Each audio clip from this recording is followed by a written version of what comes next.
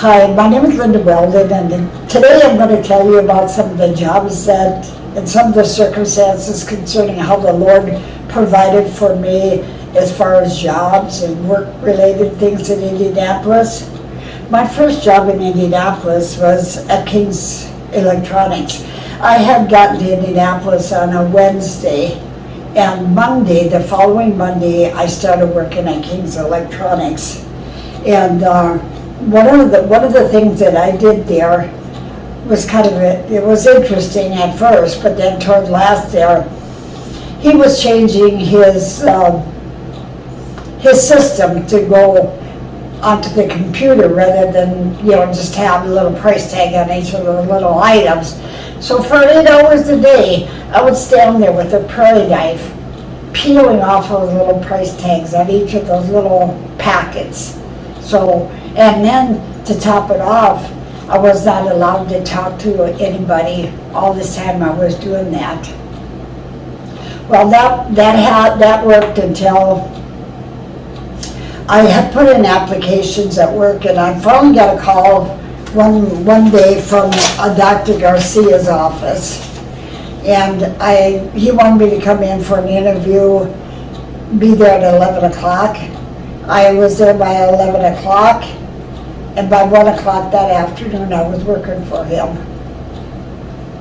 I didn't even know what my job title was there, but he didn't have anybody else working for him, so I guess you could just say I was an office manager. And I think the reason that I got that job so quickly is because his wife was working there, and she wanted out of there. She didn't want to, but he was the nicest guy. He was an ear, nose, and throat doctor, and he was the nicest guy. We just had the most fun times. We just visited, we laughed, and we just had a great friendship. And I worked for him for 5.5 years. It was kind of interesting because I told him that I was a Christian, and how I prayed and everything. And there would be times that he would call me at home asking me to pray for him because he couldn't find his pen. He had a gold pen and he couldn't find it, so he would call me at home and ask me to pray for him. And one time, I remember the next day, he told me he found it in his robe pocket. He was one that encouraged me to say yes instead of yeah, because coming from North Dakota, everybody yeah. But then that worked out until I came back to North Dakota, and guess what? When I came back to North Dakota, all of a sudden it's yeah. After he retired, and that's the reason I no longer work for him, because he retired, and we kept in touch, and one time he and his wife even invited me to their home for lunch, and I thought that was very sweet of them.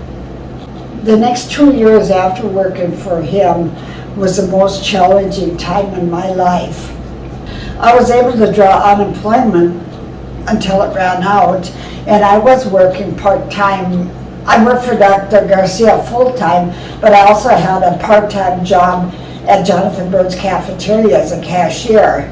So I had that backup, but just working part-time as a cashier at $7 an hour isn't going to pay your rent and pay your bills.